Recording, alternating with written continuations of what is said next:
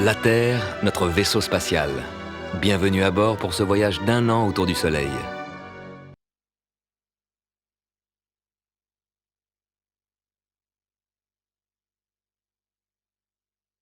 Nous sommes ici. La Terre parcourt l'étape qui nous emmène de l'équinoxe au solstice d'été, le 21 juin. Tous les 4 mois, nous avons rendez-vous avec Mercure. Le problème avec Mercure, c'est qu'il est trop près du Soleil. Il ne s'en éloigne que de peu. La plupart du temps, Mercure est caché par son rayonnement. Quand Mercure n'est que légèrement décalé par rapport au Soleil, ce rayonnement nous empêche de le voir.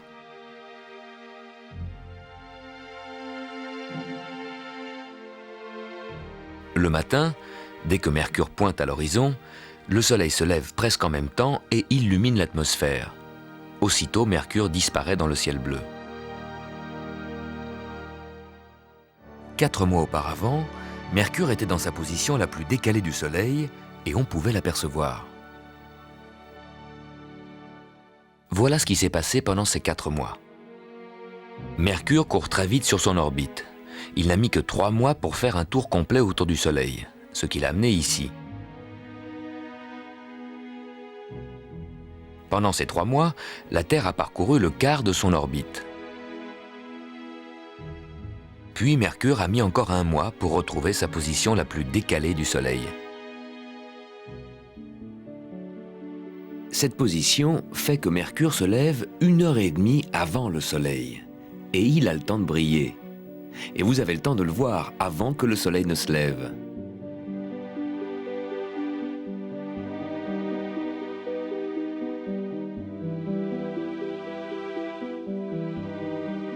Mercure tourne très vite sur son orbite. Mais par sa force d'attraction, le Soleil a freiné la rotation de Mercure. Mercure tourne très lentement autour de son axe. Ça fait de longues journées. Voici comment un astronaute qui se trouverait ici passerait sa journée. Il est midi, très chaud, 400 degrés. Mercure se déplace rapidement sur son orbite, mais tourne très lentement sur elle-même. C'est ici que pour l'astronaute, le Soleil se couche.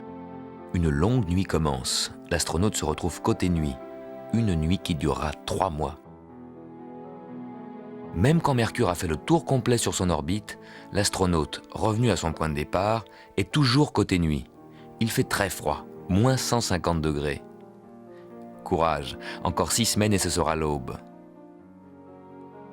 Ça y est, il repasse côté Soleil, et encore 6 semaines pour qu'il soit de nouveau midi, après 2 tours d'orbite. Sur Mercure, une journée dure 2 ans. Un vrai casse-tête pour notre astronaute. Même en plein jour, le ciel est toujours noir, pas d'air, donc pas de ciel bleu. Et le Soleil, au lieu de se coucher, remonte parfois parce qu'il rattrape Mercure qui tourne plus lentement.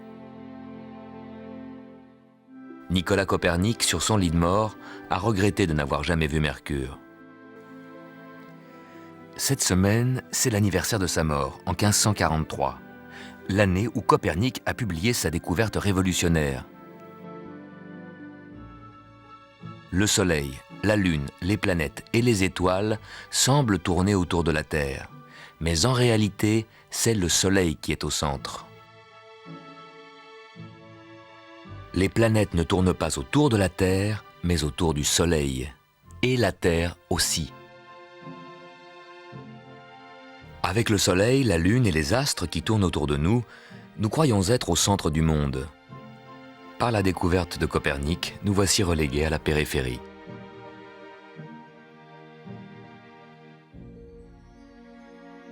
Au cours de ce voyage, nous voulons faire le lien entre ce que vous voyez dans le ciel tous les jours et ce que Copernic a découvert.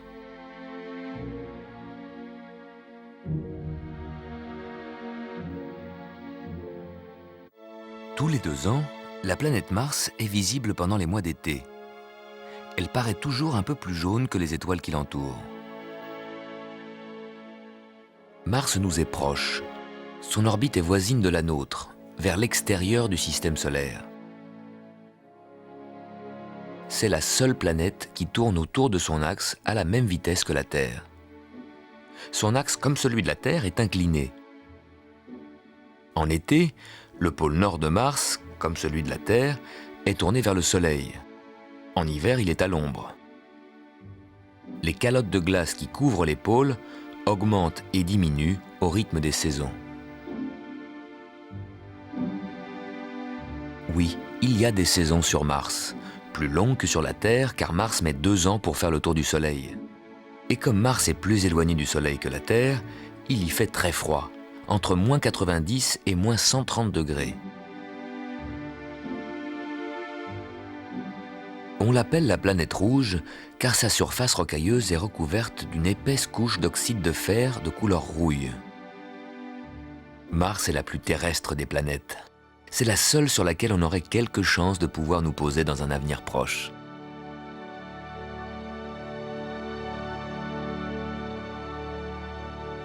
Pour le moment, on n'y envoie que des robots. Pour y aller, ce sera un festival de haute technologie. Mais pour l'itinéraire, on aura recours à des calculs du XVIIe siècle. Ceux de Johannes Kepler, qui a découvert que plus les planètes sont près du Soleil, plus elles vont vite. Dans le système solaire, on ne voyage pas en ligne droite, mais sur des orbites plus ou moins elliptiques. Pour le vaisseau spatial à destination de Mars, il faut créer une orbite qui s'imbrique parfaitement entre les orbites naturelles de la Terre et de Mars.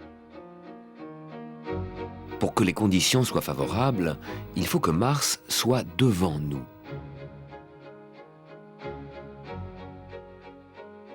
Comme il va plus lentement que la Terre, les astronautes pourraient le rattraper là où leur orbite rencontre l'orbite de Mars. La durée du voyage est estimée à 9 mois.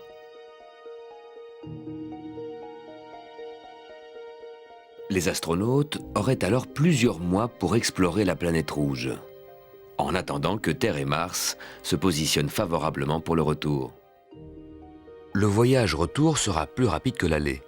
En se rapprochant de la Terre, donc du Soleil, la vitesse du vaisseau spatial augmentera, un peu comme si les astronautes redescendaient d'une montagne.